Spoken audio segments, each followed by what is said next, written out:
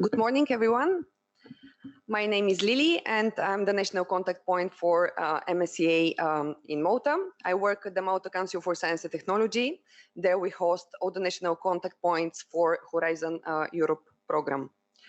Today, I'm going to continue introducing the actions in more detail. Thank you, Julie, for presenting the overview of MSCA.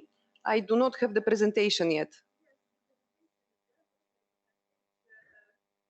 Okay, then maybe let's, okay. So today I will just provide a bit more details for each one of the 5 main actions that Julie briefly introduced. So we have the MSCA Doctoral Networks, the MSCA Postdoctoral Fellowship, the staff exchanges, the co-fund, and the MSCA and citizens. So starting with the Doctoral Networks, previously in Horizon 2020, this action was known as ITN. Now the new name is Doctoral Networks. Basically what it is a single action where you need to have at least 3 legal entities from 3 different countries participating together in a consortium, where it gives you the opportunity to employ at least 1 doctoral candidate per entity. So here you have the possibility to also engage. Each of the beneficiaries has to employ at least 1 doctoral candidate. However, you might also engage, you might also involve in the consortium partners where the doctoral candidates can be sent to secondments as well. The duration of the action is maximum 48 months, that's 4 years. However, there is also the size of the actual network, which is maximum 360 person months. However, additional 180 person months can be provided for a joint or industrial doctorates. What is important here is that basically the researchers have to be doctoral candidates. They can be of any nationality. However, they have to respect the mobility rule. The mobility rule is a standard rule. So the researcher, let's say the University of Malta is one of the beneficiaries and is going to engage a doctoral candidate. So this researcher should have not stayed for lived, resided, or worked for longer than 12 months in Malta from in the last 3 years of the call deadline. So each beneficiary also needs to appoint a supervisor for the researcher, and as I mentioned already, you may send the researcher to secondments, which can take place up to maximum 1/3 of the duration of the fellowship. There is also I will come a bit more with a bit more details regarding how the funding here works, but just to mention that not more than 40% of the budget can go in the same country. You may have more than 1 beneficiary from the same country, but not more than 40% of the budget should remain in the same country. The deadline of the call, as already Julie mentioned, is the call is already on the Funding and Tenders portal, and the deadline of the call is 16th November this year. There will be restrictions. This is something new in Horizon Europe. So until now, there was no resubmission restrictions. However, from next year, from the 2022 call, there will be restrictions for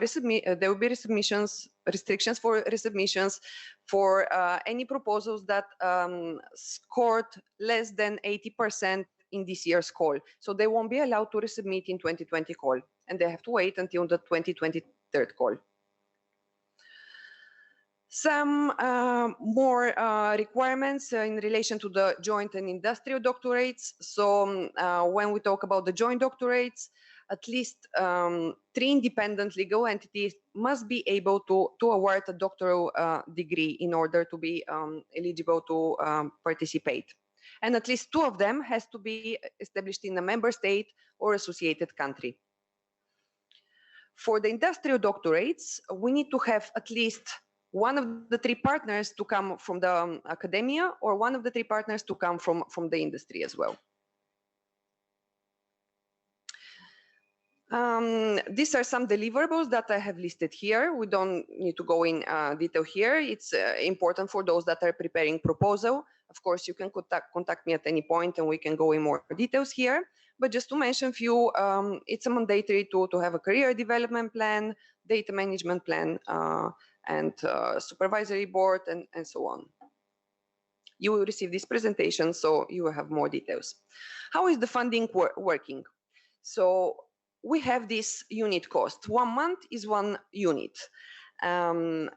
We have these fixed amounts, they're fixed from the Commission. However, for every country, there is different country correction coefficient that is being applied to the living allowance only. The living allowance is basically the salary that the researcher will be receiving. So we have 3,400 euros, and in Malta, this will be 88.1% of the 3,400 euros. Then the researcher is also going to receive a mobility allowance of 600 euros. And if he or she has a family, married or children dependent on him or her, additional 660 euros will be also provided to the researcher. Then we have the long-term leave allowance and the special needs allowance, which is novelty in MSCA for Horizon Europe. These are to cover special cases. Let's say the researcher will be on maternity leave or on long-term sick leave of over 30 days. Then there is additional contribution that the host entity will receive to cover for the researcher. And the special needs allowance is also for researchers with disabilities, which might have different needs and requirements, which this amount can then cover. Then the institution, so that's the beneficiary, will also receive the research training and networking contribution of 1,600 per month, and management indirect contribution of 1,200. Now the first one, the research training and networking, is to be spent again towards the researcher to cover trainings, also travel, let's say, to conferences and participation at other events, visa maybe requirements, and so on. Now I have prepared here one video. I don't know if I don't know how can I start it. Maybe you can help me here. Basically, okay, great. It's a video of Don't live in Protect project.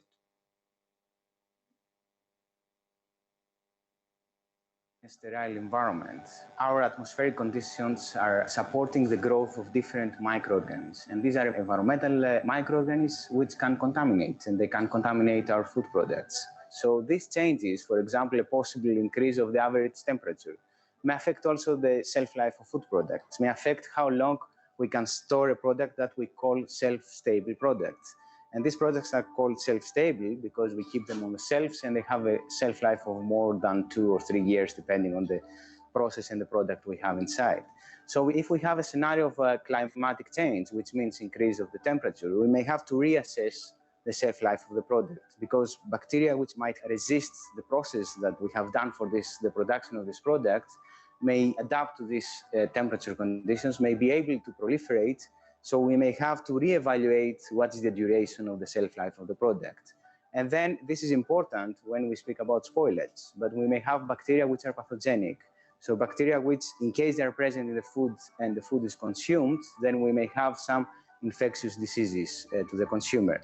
So we have to reconsider shelf life issues. We may have to reconsider sensitivity and resistance of all these type of microorganisms to make sure that shelf-stable products are still safe and of high quality under scenarios of climatic changes. Any type of production, any type of operations, they have an impact to the carbon emissions, to the carbon dioxide emissions. And of course, this may have consequently an impact to the climate change. So based on research that we have done here, we have been evaluating in collaboration with some other universities the impact of the production of different beverages on the carbon footprint of the product. And then we could understand that while producing a local beverage with ingredients that are coming from Malta and compare it with another beverage that has been produced overseas from ingredients even from other continents, we definitely have realized that there is a big difference on the carbon footprint that these two products may have. So this involves information that has to do with how much energy we are consuming, how much energy we spend for the distribution of the products or the transportation of the products. So there is a direct link between the carbon footprint and the climate change, and these carbon footprint emissions, of course, they are linked to food operations, food processing operations, which is definitely one of the activities we are doing here and we try to assess. So our research group at the Department of Food Science and Nutrition, which is part of the Faculty of Health Science here at the University of Malta, focuses on climatic changes and their impact to microbial proliferation. So there is a specific focus through this research project that we recently got funded from Marie Curie, which is going to assess the coming 3 years how carbon dioxide temperature changes may affect shelf life and quality of food products. So this was just one example of the various participation of University of Malta in MSCA projects. As we mentioned, of course, they're bottom-up.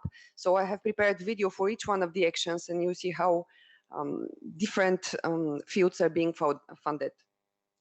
So now to continue with the other main action, which is one of the most popular actions, I would say, of MSCA, the Postdoctoral Fellowship. Previously, this was known as individual fellowship. And in Horizon 2020, in the last call, it received nearly 11,000 applications. So it's really, really popular call. What we have here is basically, this is a mono-beneficiary action. You don't need to have partners. You need to have the single entity, which is the host entity, let's say the University of Malta, and you need to have the researcher who is a postdoctoral researcher. There are two types. So we have the European and the global one. The European is when either European researchers or researchers from any nationality are coming towards Europe and performing their fellowship in Europe. And the global one is when the European researchers will be going to third countries abroad. So here the requirement is that the researcher needs to have already the PhD awarded. And now this is also a novelty because previously in Horizon 2020, it could have a 4 years full-time research experience, but now PhD is required. And also there is another new eligibility requirement for the scientific age. So the researcher should not have more than 8 years full-time research experience counted from the date of the PhD being awarded. Again, here there is the mobility rule. So the researcher can be from any nationality, but once again should have not lived, worked, or resided in the country that is applying for longer than 12 months in the last 3 years prior the call deadline. The duration here of the fellowship starts from 12 months and go to 24 months for the European one. However, again, there is another novelty here and an incentive, let's say, for these researchers who would perform the last 6 months, so additional 6 months, so it comes to 30 months of the fellowship in the non-academic sector. For the global fellowship, it remains the same, which is 36 months with a mandatory return phase in the last 12 months. Now, what we call ERA fellowship was previously known as the widening fellowships. This is something that Malta really benefits a lot from. Basically, this is giving a second chance to those excellent applications that could not be funded immediately from the main postdoctoral fellowship call. So if the researcher agrees that the application can go for additional funding of the ERA fellowships, basically simply by ticking in the application form, just agreeing for this proposal to be transferred there, then additional funding is being provided of 8 million for 2021 and additional 8 million for 2022, where the top ranked proposals will be funded. So there will be no additional evaluation. The evaluation is already being done from the main call of the postdoctoral fellowship, and then just the best proposals are being funded. In Malta, we are benefiting quite a lot from that call. from that additional funding. In the last call, we had 3 proposals being selected thanks to that time called widening fellowships, now ERA fellowships. Another novelty is that the Euratom program is providing 1 million funding to fund Euratom-related proposals. Yes, this funding is not big. Basically, it will just fund few proposals, but it's just in a pilot phase, let's say. And if there is a lot of applications, they might also increase the funding. If your proposal scores 85% or higher, we also receive a seal of excellence. The seal of excellence, basically in some countries, they have additional funding where based on this label, they might, through national funding, fund your project. In Malta, unfortunately, we do not have, for the time being, such funding. The deadline of the call is 12th October. And once again, there will be restrictions for those applications that this year score below 70%. So they won't be able to resubmit in the 2022 call, but in the 2023 one. So these calls are annual. That's something else that I forgot to mention. Each one of the calls, it will be open once every year. So additional eligibility. So for those wishing to reintegrate from a third country, they must be either based in the third country at the call deadline, or have moved from a third country directly to the EU member state or the associated country in the last 12 months before the call deadline. And researchers going to a third country, they have to be EU nationals or long-term residents in associated country as well. Again, here are some deliverables, the mobility declaration, career development plan, data management plan, and so on. Of course, all these details you will find in the work program, as well as the guide for applicants. How the funding works. So here we have a bit higher rates. Again, it's based on unit costs, so you don't need to prepare the budget in detail. It's being prepared automatically once you prepare the application. So the living allowance here for Malta is 4,475.48 cents. This is after the calculation of the 88.1% of the country coefficient correction. The mobility allowance is again topped up to every researcher with additional 600 euros, and the family allowance again, if applicable, additional 660 euros. Once again, we have the long-term leave allowance and the special needs allowance. And of course, the host entity will also receive funding to support the researcher training and networking, which is 1,000 euros per month. And management and indirect cost of 650 euros per month. Once again, I have a video here of this is a researcher who is currently doing his fellowship at the University of Malta. The project is Rodo Malta. Hey, my name is Or, and I'm here to talk about my Marie Curie project, Rodo Malta. Rodlet beds and coral and algae rich beds are an important but highly endangered biotope in European waters. These are environments where the seafloor is covered by various types of red algae. The risk to these environments comes mostly from direct and indirect human activities. Direct activity would be things like fishing and harvesting. Indirect activity would be things like global warming and ocean. The direct impacts are rather easy to see and evaluate, but the indirect ones are a bit harder to spot and control for. Lucky for us, this sort of environment actually preserves very well in geological record. So we can go back to periods where the ocean was warm and PCO2 levels were high and see what was going on in these environments in the past.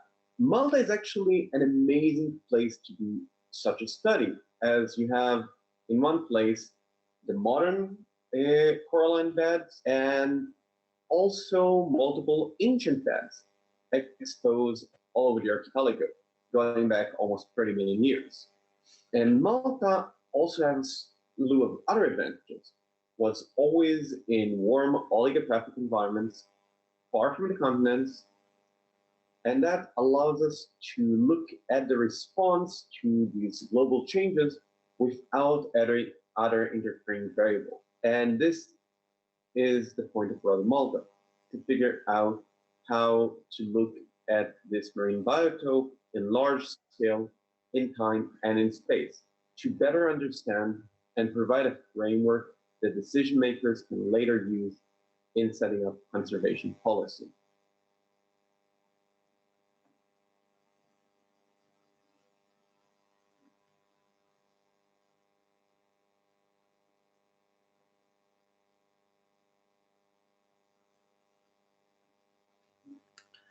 So now we are continuing with the other action, staff exchanges. So simply as the name explains, this gives the opportunity to the participating beneficiaries and partners to exchange staff. Here we need to have again at least 3 independent legal entities from 3 different countries. 2 of these countries has to be based in European Union or associated countries, and then you can add even partners from 3rd countries. However, it's important to say that the 3rd countries won't be actually beneficiaries. They can be just associated partners. So the staff that is being exchanged can be at various levels. We can talk here of early stage researchers or the doctoral candidates or the postdoctoral researchers. We can talk of the managerial staff, technical staff, any staff that is basically involved in a research in the research project. The size is again limited to 360 person months. So basically you have the possibility to have in the consortium 360 secondments, because in terms of 1 month, because the secondments can take place between 1 month and 12 months per personnel. And this can be at one go, or it can be split in multiple travels. Of course, the secondment has to take place abroad. So as with all MSCA, here is important to stress the international aspect, intersectoral aspect, interdisciplinary aspect, the triple I's that we call them. So it's very much envisaged that the secondments will take place from academia to non-academia. They can also take place from academia to academia or non-academia to non-academia too. Here we don't have the country coefficient correction. We have fixed rates, and they're all the same for no matter which country you are traveling to or where you're traveling from. We have the fixed amount of 2,300 euros per month for the person traveling. The duration of the action is up to 4 years, and the call deadline is not this year, but next year in March. Also, it's important to mention that the person that is going to be sent on secondment has to continue receiving the salary from the institution being sent. So this section does not support the salaries. It only supports the mobility of the researcher. So with these 2,300 euros, one can cover expenses related to traveling and accommodation. And the staff that is going to be sent on these secondments has to be engaged in the entity for at least 1 month before. So some other conditions. So like I mentioned already, 3rd countries beneficiaries cannot be, 3rd countries participations cannot be beneficiaries, only the member states and associated countries. And if all participating organizations are from the same sector, there must be at least one organization from a non-associated country, from a 3rd country. And secondments within the member states or the associated countries must be between different sectors, except for the interdisciplinary secondments. And of course, as I mentioned, the secondments must happen between different countries. You cannot send, let's say, somebody from the University of Malta to another entity in Malta. Again, a list of deliverables that we don't need to go through, but they're important for people that are already preparing an application form. And again, here I have another project example from the University of Malta. This time actually... oh, okay, so you have to go forward. I actually help you because this is not very long video.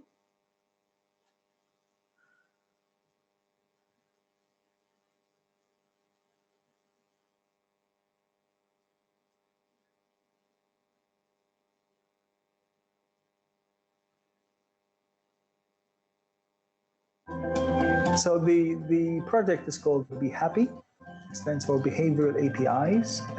It is an H2020 RISE project. The idea is that software nowadays, it's not built in one big block, but rather it's made up of smaller bricks, right? Now, what the project is interested in is how these bricks fit together.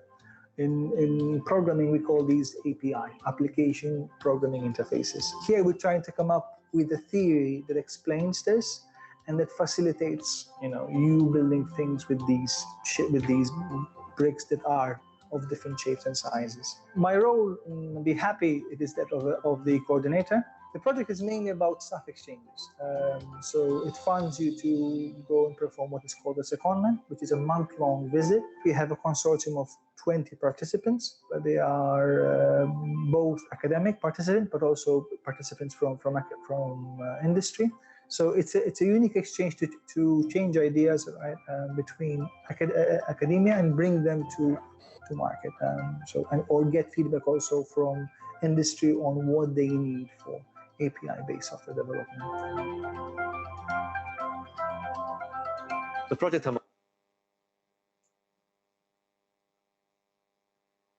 So this was an example where actually the University of Malta is even a coordinator, which is not a simple task. It involves more administration, but yet it's possible because the University of Malta already has quite a lot of experience in managing projects. The other action that I will briefly mention today is the co-fund. This is a model beneficiary action. These are large actions where it gives the opportunity to the beneficiary to employ either postdoctoral researchers or else doctoral candidates. So there are the two different programs here that are available. So if, let's say, the University of Malta tends to submit an application for and would like to host both postdoctoral and doctoral researcher, there must be two different applications, one for the doctoral call and one for the postdoctoral call. Here, the projects go up to 5 years. And as I mentioned, they're quite large in funding. Up to 10 million can go to beneficiary. And the minimum engagement of the researchers is at least 3 researchers to be engaged. But this is really, really the very minimum.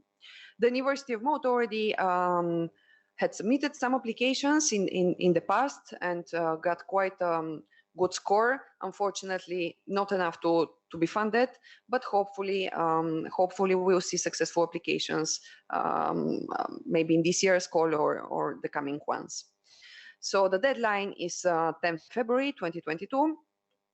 And again, there is how the funding works is that there is the EU contribution, which covers 70% of the living and mobility allowance. But here, basically, the rates are, let me see if I have included it here. Yes.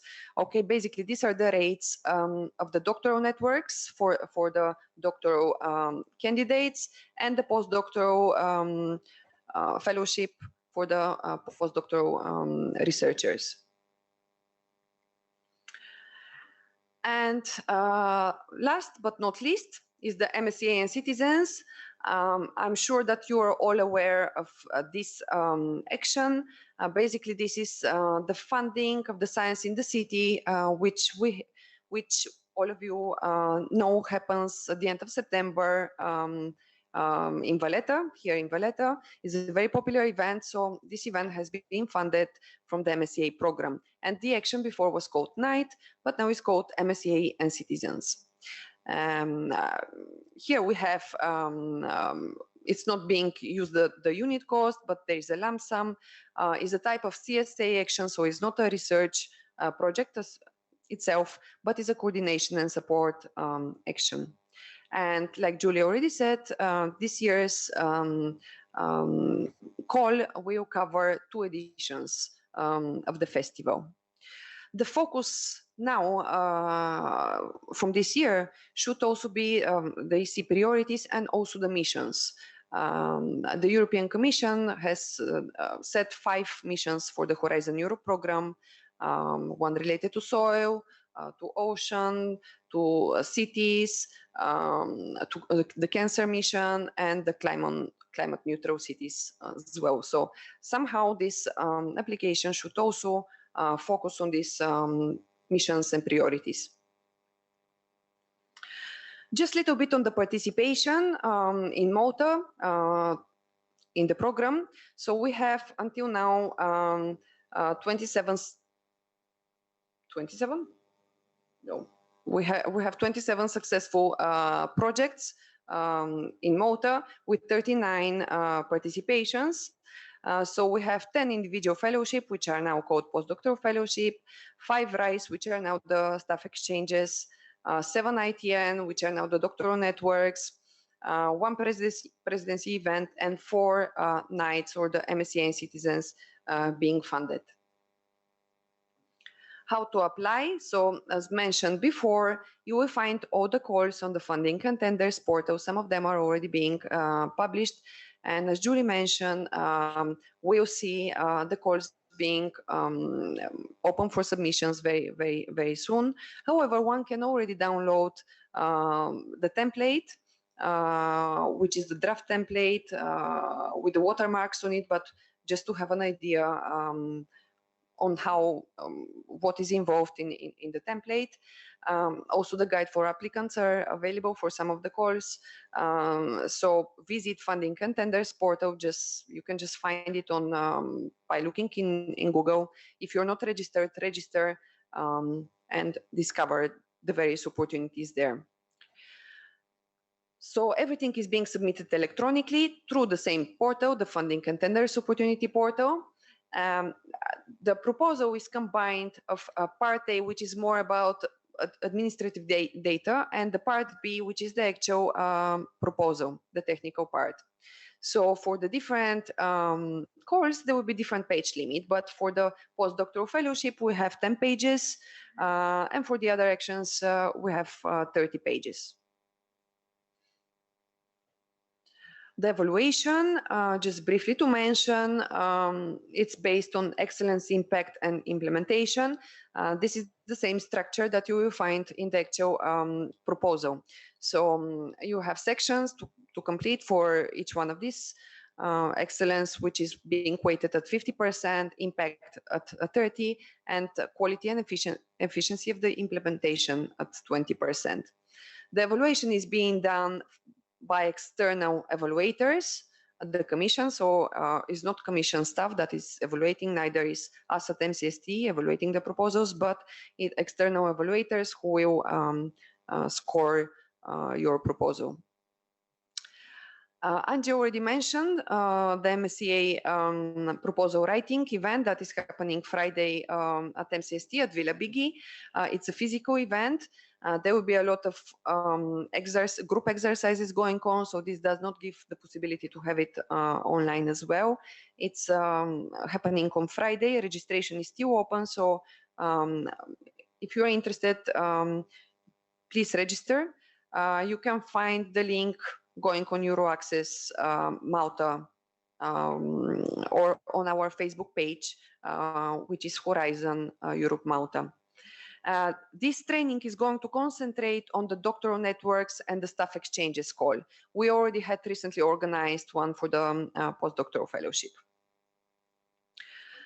That's it from my end for the time being. Later on, I have another presentation where I will introduce you to our support and also to EuroAccess. So if there are any questions, I'm happy to answer them. And also Julie is waiting online in case you have questions to her. Thank you. I don't know how questions will come, maybe online or. Okay.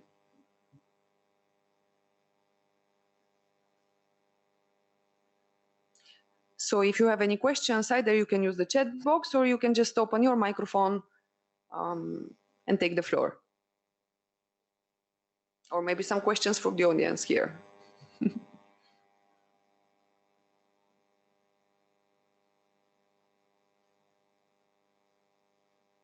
Seems everything was clear. Thank you.